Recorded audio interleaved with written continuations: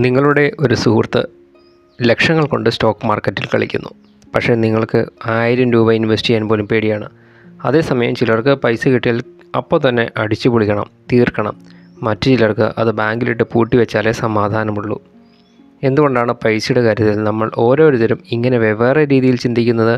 ഇതിന് പിന്നിലൊരു കിടിലൻ സൈക്കോളജിയുണ്ട്. Psychology of മണിയുടെ 2ാമത്തെ പാർട്ടിലേക്ക് സ്വാഗതം.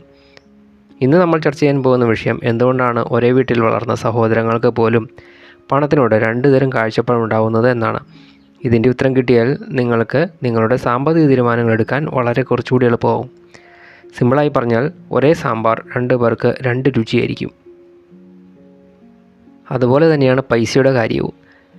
നമ്മുടെ പണത്തോടുള്ള ചിന്തയെ രൂപപ്പെടുത്തുന്നത് നമ്മൾ പഠിച്ച പുസ്തകങ്ങളോ കണക്കോ ഒന്നുമല്ല, നമ്മുടെ ജീവിതാനുഭവങ്ങളാണ്. ഒരു ഉദാഹരണം പറയാം. ചെറുപ്പത്തിൽ ഒരുപാട് കഷ്ടപ്പാടും പട്ടിണിയും കണ്ടു വളർന്ന ഒരാളെ സങ്കല്പിക്കുക. അദ്ദേഹത്തിന് കയ്യിൽ കിട്ടുന്ന ഓരോ രൂപയും ജീവൻ്റെ വിലയായിരിക്കും. റിസ്ക് എടുക്കാൻ പേടിയായിരിക്കും, കാരണം കഷ്ടപ്പെട്ടുണ്ടാക്കിയ പണമാണ്. ആ പണം പോയാൽ തിരിച്ചു കിട്ടുമെന്നുള്ള ഭയം ഉണ്ടാവും.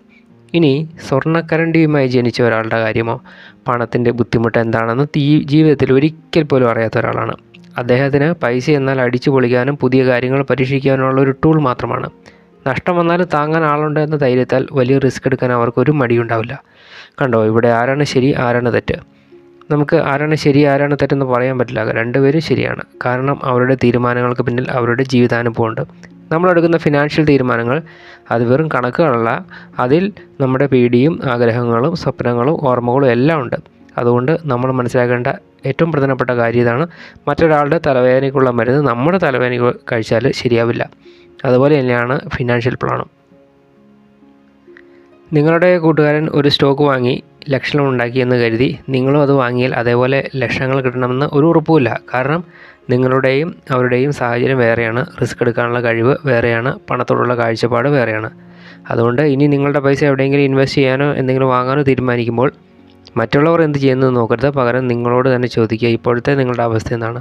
എൻ്റെ ഭാവിയിലെ ആവശ്യങ്ങൾ എന്തൊക്കെയാണ്? ഈ തീരുമാനം എടുത്താൽ രാത്രി എനിക്ക് സമാധാനമായി ഉറങ്ങാൻ പറ്റുമോ? ഈ ചോദ്യങ്ങൾക്കുള്ള ഉത്തരം കണ്ടെത്തിയാൽ നിങ്ങൾക്ക് എടുക്കുന്ന തീരുമാനം എപ്പോഴും ശരിയായിരിക്കും.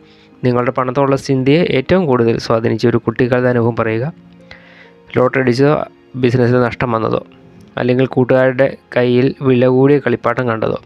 നിങ്ങളുടെ അനുഭവം എന്താണെന്ന് താഴെ കമൻറ്റ് ബോക്സിൽ പങ്കുവയ്ക്കൂ. അടുത്ത പാട്ടിനായിട്ട് ചാനൽ സബ്സ്ക്രൈബ് ചെയ്യുക. Thank you for watching.